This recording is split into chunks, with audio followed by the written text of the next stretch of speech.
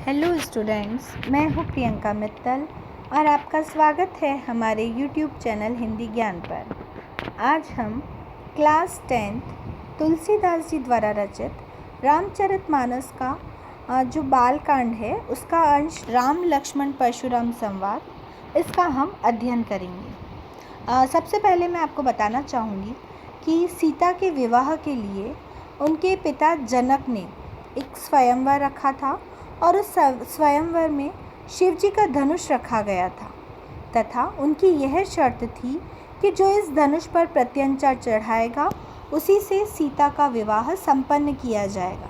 बहुत सारे बड़े बड़े राजा महाराजा वहाँ आए, परंतु कोई भी उस धनुष को हिला भी नहीं पाया। राम और लक्ष्मण भी विश्वामित्र के साथ राजा जनक की सभा में पहुँचे।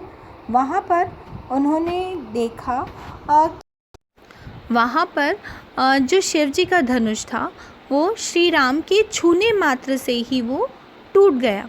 जो परशुराम थे वो शिव जी के अनन्य भक्त थे। जब उन्होंने यह सुना कि श्री राम के द्वारा शिव जी का धनुष जो है वो तोड़ दिया गया है तो उन्हें बहुत ही क्रोध आया और वो राजा जनक की सभा में जा पहुँचे।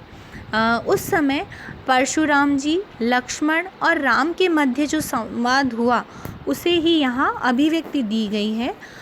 इस संवाद के द्वारा हमें जहाँ एक और लक्ष्मण के क्रोधी उग्र स्वभाव का पता चलता है, वहीं राम के धैर्यवान शांत गंभीर स्वभाव का भी हमें ज्ञान होता है।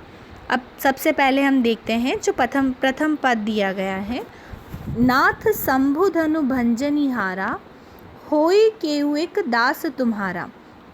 यहाँ राम परशुराम का के क्रोध करने पर विनम्रता पूर्वक उनसे कहते हैं कि हे नाथ, शंभु धनु, शंभु शिव के धनुष को भंजनिहारा, भंजन करने वाला, तोड़ने वाला, होई केहू एक दास तुम्हारा, होई होगा, केहू कोई, एक दास तुम्हारा, तुम्हारा ही कोई एक दास होगा।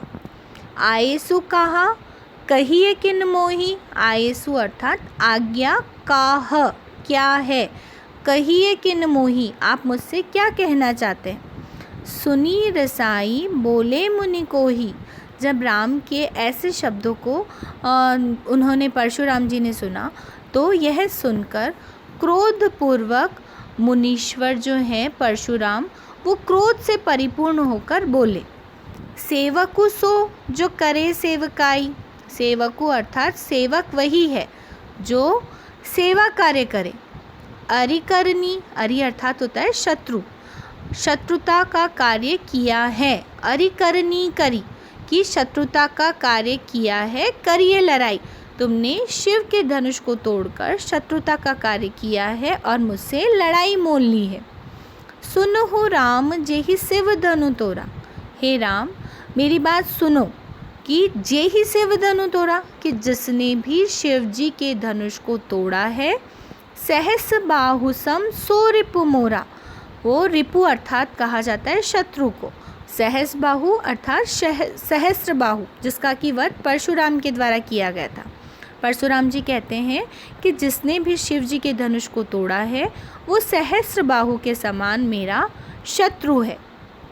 सो बिलगाओ, बिलगाओ अर्थात अलग हो जाए। बिहाय समाजा, यहाँ पर जो भी क्षत्रिय समाज के लोग बैठे हैं, जिसने भी शिव जी के धनुष को तोड़ा है वो यहाँ बैठे इन राजागण के समाज से अलग खड़ा हो जाए। न त मारे जेहई सब राजा, नहीं तो क्या है, यहाँ पर जितने भी राजागण बैठे हुए हैं वे सभी मेरे द्वारा मारे जाएंगे। सुनी मुनि वचन लखन मुस्काने। मुनीश्वर के ऐसे कटु वचनों को सुनकर लखन अर्थात लक्ष्मण मुस्कुराने लगे। बोले परशुधर ही अवमाने, और परशुराम की अवमानना कर कर वो बोलने लगे। बहुधनु ही तोरी लड़काई। लड़काई अर्थात बचपन में, वो कहते हैं कि हमने अपने बचपन में बहुत सारे धनुष तोड़ी अर्थात तोड़े थे। कबहू न असी रीस कीन ही गोसाई, लेकिन हे गोसाई, हे स्वामी, हे ब्राह्मण देव, आपने कभी भी ऐसा क्रोध हम पर नहीं किया।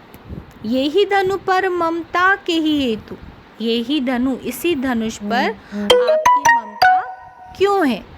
सुनी रिसाई कह भृगुकुल केतु। यह सुनकर भृगुकुल की केतु अर्थात पताका के समान जो परशुराम थे वे बोले।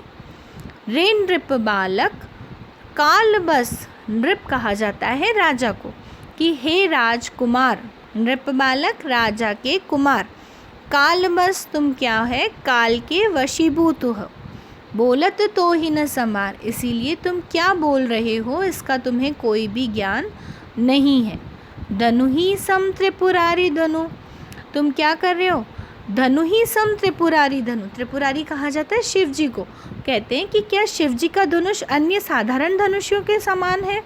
विदित सकल संसार, यह संपूर्ण संसार विदित अर्थात जानता है कि शिव जी के धनुष की तुलना अन्य किसी भी साधारण धनुष से नहीं की जा सकती।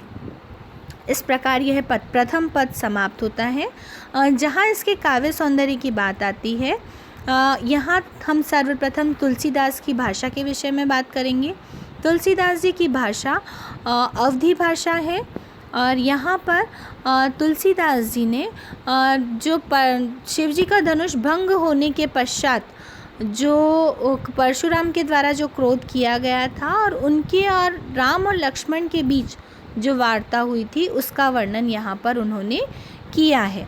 यहाँ पर इस अंश के द्वारा ही हमें राम और लक्ष्मण के चरित्र की भिन्नता का भी आभास होता है। इसी के साथ हम कह सकते हैं, जहाँ यहाँ अलंकार की बात की जाए तो तृतीय पंक्ति में हम देख सकते हैं, सेवक सो जो करे सेवकाई, यहाँ सवर्ण की आवृत्ति होने से अनुप्रास अलंकार है। अरि करनी करी करिए लड़ाई, यहाँ क वर्ण की आवृत्ति होने से यहाँ पर भी अनुप्रास अलंकार है।